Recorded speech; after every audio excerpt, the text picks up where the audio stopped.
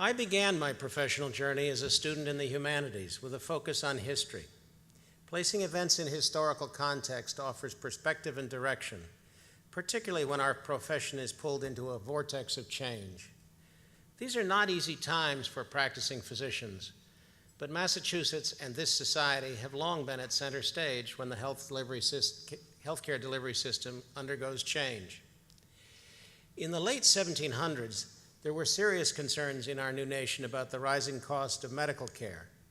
Citizens of limited means faced financial calamity if beset by a medical illness or accidental injury.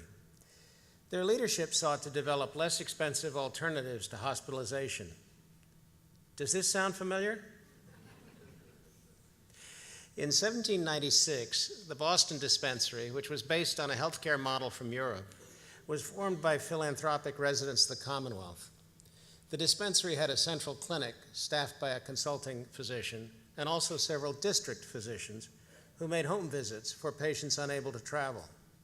Several of this society's presidents and other notable members served there, including James Jackson, John Ware, John Warren, Oliver Wendell Holmes, and Henry Bowditch.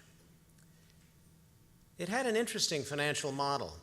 Affluent citizens bought subscriptions to this dispensary, not for their own care, but to secure care for those who needed medical attention but couldn't afford it. Paul Revere and Sam Adams were some of the early subscribers.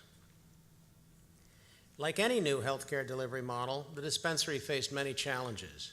It had constant budgetary concerns, particularly for medications and wine. Yes, wine. It was prescribed as a comfort measure for chronically ill or terminally ill patients.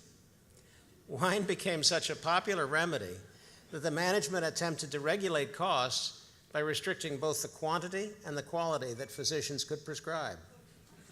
No more than 2 quarts per episode of illness, and the cheapest port available. But even so, its expense became too much to bear and was eventually discontinued. Another major challenge was the administrative burden posed by the dispensary's subscription system. Patients had to get a ticket from a subscriber before they could be treated by a dispensary physician. Sometimes physicians requested tickets on behalf of patients and were refused. It quickly became a hassle for all concerned. In 1837, Dr. Holmes weighed in on the matter. He called it superfluous machinery that wore down the patience of all, and suggested a more efficient process. His request was denied, but the system was finally discontinued 20 years later. The dispensary underwent many changes and provided medical relief to the people of Boston until the 1960s, when it merged with other medical entities to form Tufts Medical Center. The story of the Boston Dispensary illustrates that ancient saying that there is really nothing new under the sun. As a healthcare model, it also illustrates that change has always brought its challenges. What lessons have we learned from the past as we face this new era of payment reform? Are there any constants in the midst of all this change to guide our decisions and actions? My answer is an emphatic yes. That constant is the doctor-patient relationship. Our patients want us to be there for them. A recent AMA study found that 75% of patients want to be seen by a doctor, even if it takes longer to get an appointment. In this age of internet-based health information, patients continue to highly value a doctor's clinical experience and advice.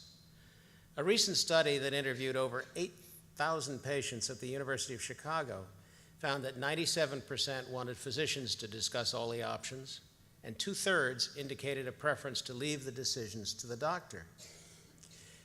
Massachusetts physicians are indeed fortunate that our medical forefathers left us this society.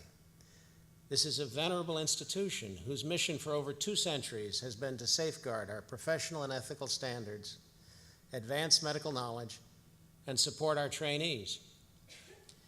In the days ahead, we will continue to direct our energies to ensure the sanctity of the doctor-patient relationship and the viability of all physician practices, both large and small. The The society is a strong voice, and its leadership will continue to advocate for patient-centered, physician-led care at the state and national level.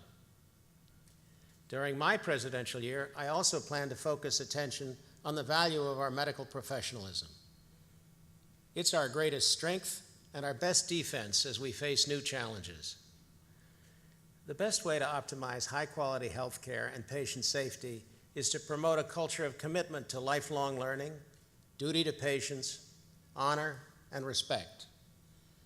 Excellent communication remains key to the success of our healthcare system.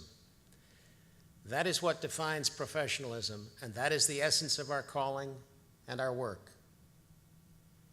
The world is an uncertain and very challenging place. No one can say for sure where events will lead us. That's why what we do and what we stand for are more important than ever. I look forward to working with you, and with your help, we will have a great year together. Thank you.